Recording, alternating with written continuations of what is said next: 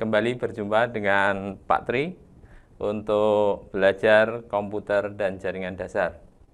Hari ini materi kita adalah konsep subnetting. Apakah konsep subnetting itu? Mari kita pelajari mulai dari netting. Subnetting itu apa? Subnetting adalah proses membagi network menjadi beberapa subnetwork. Subnetting digunakan untuk membaca bagaimana kita membagi jalan dan gang atau membagi network dan hostnya. Address mana saja yang berfungsi sebagai subnet, host maupun broadcast. Nah, ini analoginya seperti ini. Jalan Gatot Subroto. Jadi ini ada beberapa rumah, nomor 1, 2, 03, 04, sampai 06. Jadi ini ada ketua RT-nya di 08 ya, 08. Ini ketua RT-nya ada di rumah yang ini, ketua RT-nya. Nah, Jalan Gatot Subroto itu analogi untuk subnet mask default. Jadi ini jalan utama default. Artinya default itu dia tidak memiliki gang-gang atau jalan menuju ke rumah itu sendiri. Jadi ini pemahaman tentang subnet mask default. Jadi jalan utama begitu.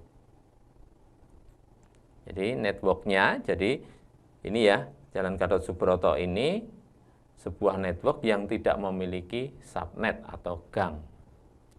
Lanjut ke analogi gambar yang kedua.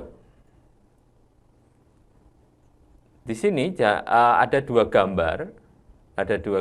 Yang pertama, gambar pertama adalah Jalan Gatot Subroto yang dianalogikan. Kemudian yang di sebelah kanan ini adalah gambar apabila kita sudah terapkan dalam sebuah jaringan komputer. Jalan Gatot Subroto ini dibagi menjadi beberapa gang. Gang pertama, gang kedua, dan gang ketiga.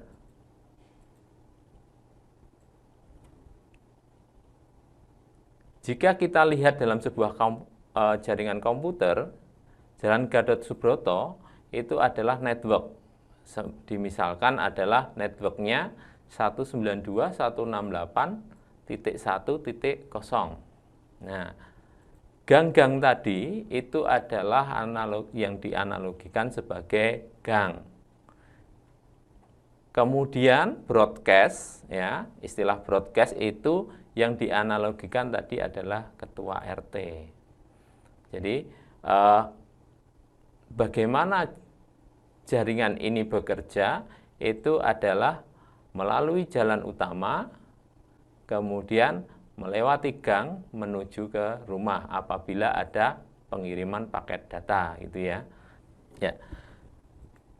Semisal anak-anak ini membeli paket makanan via online, itu maka yang mengirim paket dia akan membaca di pesannya itu adalah alamat yang mau dituju. Misalnya dia akan mengirim melalui Jalan Gatot Subroto.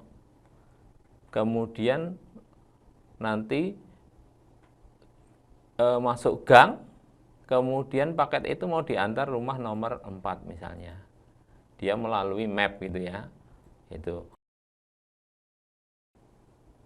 Semisal pengiriman paket data itu juga harus mengetahui alamat yang dituju harus jelas. Jadi di mana letaknya mau dikirim paket itu. Jadi melalui apabila kita lihat di sini, ini bisa melalui network ini, network 192.168.1.0, kemudian menuju ke host yang dituju. Nah, data itu sudah terkirim sampai ke host yang dimaksud. Jadi kebutuhan subnetting ini sangat tergantung pada seorang administrator jaringan. Jadi mau dibuat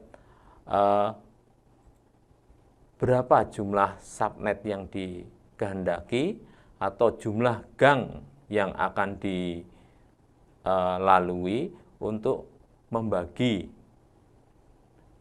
beberapa alamat untuk lebih cepat pengiriman data itu sampai ke tujuan. Ya, sampai pada kesimpulannya, untuk konsep subnetting ini, mengapa subnetting sangat dibutuhkan? Yang pertama adalah untuk mempercepat pengiriman data. Jadi, pengiriman data akan lebih cepat sampai apabila sudah kita petakan alamat yang jelas. Yang kedua, memudahkan pengaturan atau manajemen alamat. Yang ketiga, membagi satu kelas network atas sejumlah subnet. Membagi satu kelas jaringan menjadi bagian yang lebih kecil. Yang keempat, menempatkan suatu host apakah berada dalam satu jaringan atau tidak. Yang kelima, untuk mengatasi masalah perbedaan hardware dengan topologi fisik jaringan. Demikian anak-anak untuk materi konsep subnetting. Sampai jumpa di video pembelajaran selanjutnya. Terima kasih.